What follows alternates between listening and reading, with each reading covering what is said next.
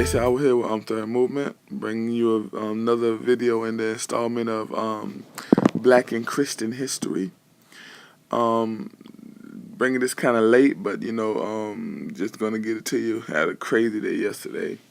But anyway, so we're gonna before we do anything, please like, subscribe, and comment. Go on Facebook and YouTube at Third, and then slash Third, and Twitter we at Third, and Instagram we are Third. All right, so today we'll be profiling Minister Henry Garnett. All right, so on February 12th, 1865, Presbyterian minister Henry Garnett became the first African American to preach a sermon in the U.S. House of Representatives. Born into slavery in Maryland in 1815, Garnett escaped to New England with his father when he was 9 years old. In 1952, Garnett went to Jamaica as a Presbyterian missionary. Um, Ill health forced him to return to the U.S. in 1955, where he became very active in the abolitionist movement. In 1842, Garnett became pastor of the Liberty Street Presbyterian Church, a position he would hold for 6 years. During this time, he published papers that climb both religious and abolitionist themes. Closely identified himself with the church, Garnett supported the temperance movement and became a strong advocate of I'm sorry, I'm having a problem with this word, political anti-slavery. He later joined the American Anti-Slavery Society and frequently spoke at abolitionist conference.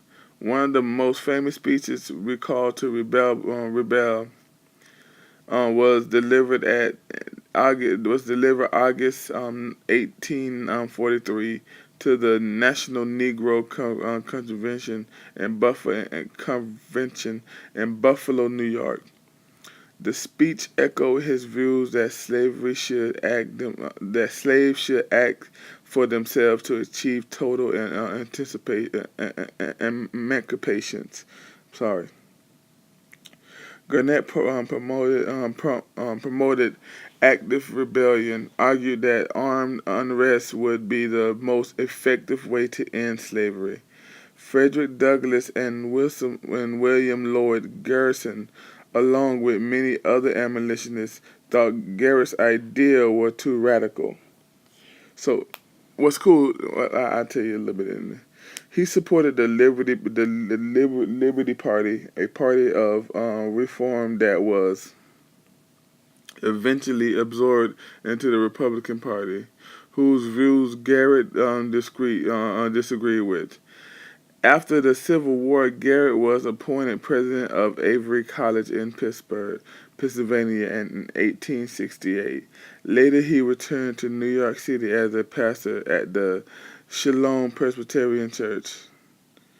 In 1879, Garnett married Sarah Smith Tompkins, who was a New York teacher and a school principal and a community organizer. Garnett's last wish was to go to Liberia, live live in I'm sorry. Garnett's last wish was to go to Liberia live even just a few weeks and die there. His wish was granted, and he became the minister to Liberia in late 1881, but died 2 months later. Garnett was given a state funeral by the Liberians and by the Liberian government, and was buried at Palm Grave Cemetery in Monrovia. So I'm trying not to give my opinion on these. I just want to kind of like give you flat out facts of history.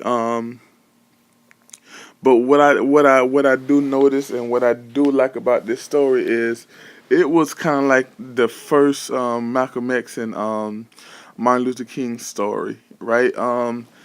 With him and a lot of people that was fighting for a lot of other ministers at the time that was fighting for freeing of slaves. He was like on the side of Malcolm X, where he was a little bit more radical. Like he said, he wanted to have weapons. He wanted to fight for them freedom. He wanted the slaves to go out and fight for it.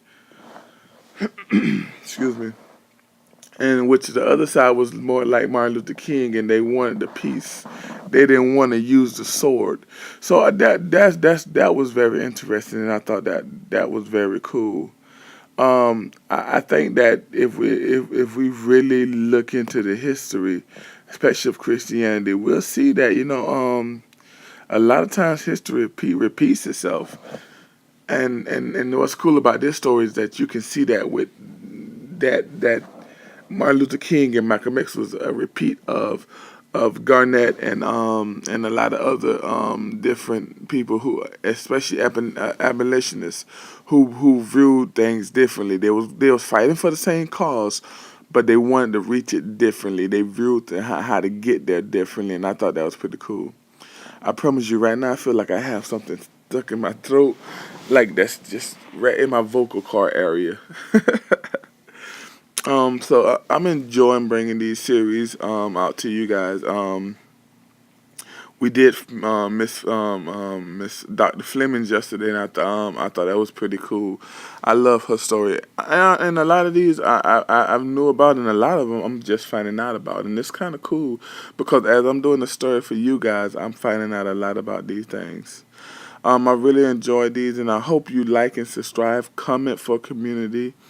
Let me know how you feel with these stories. Let's start with Third Movement.